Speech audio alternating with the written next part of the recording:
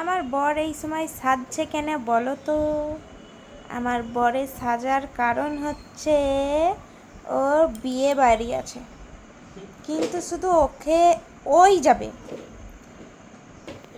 না। আমাকে বলেছে না, সোনুকে বলেছে, কাউকে বলেনি, শুধু ওকেই বলেছে। আর ও সেই জন্যে সাজুকুজু করছে যে বিয়ে বাড়ি যাবে আনন্দে, নাচতে নাচতে। মানে বউকে বলেনি, বিটিকে বলেনি, সেইটা মানে ওর ভাবনা কিছু নাই। ও একাই, ওকে বলেছে যে ও একাই যাবে।